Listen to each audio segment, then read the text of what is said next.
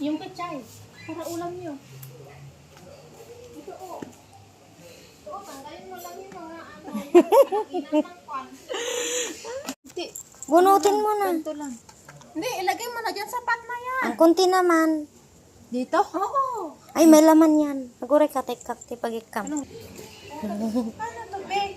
Gundangin mo. Ito o malaki. Binubunot? O, bunutin mo na. Ito o malaki o. Tapos, kuntingin mo na yung ano, para recycle. Atin ni dakul. Katingin eh. Ang dami na. Ay, huwag masyadong madami. Hindi. Kunti lang to pag ano. Oo, kahit ito yung makunin mo. Saan na yan, gunting? Dito? Uy. Ang ganda ng lupa niyo, be. Binili ni amo. Oh, binili pa yan? Ito o ate o. Ay, ayan pala o. Kaya ayun. Para magandang tingnan. Tapos tinatanim nyo lang ulit. Oh, may seeds to. May seed. Ito si Amo, nag-ilit sa ano. Tama na yung seed. Karte na lang. Kaya na may bawang mo. Karte na lang. Meron sibuyas. Wala lang ba? Hindi naman pala coriander yung binili ni Amo. Ito yung maliliit na celery. Yung amoy mo. Ay, ito? Ito.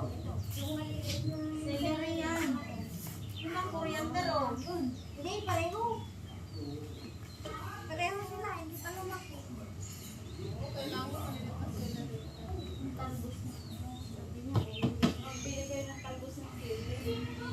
Kaya kamote.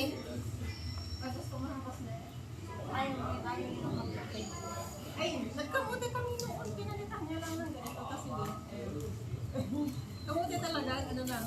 Kamuti tsaka kangkong. Pagkatapos sila, mapalitan na yan. Yung mga binibiling kamote, tinatanim yan dito. Pati yung kangkong. Nakakatawa naman yung spinach. Wala kasi kaming garden. Pang ano mamaya, natin magpatingin.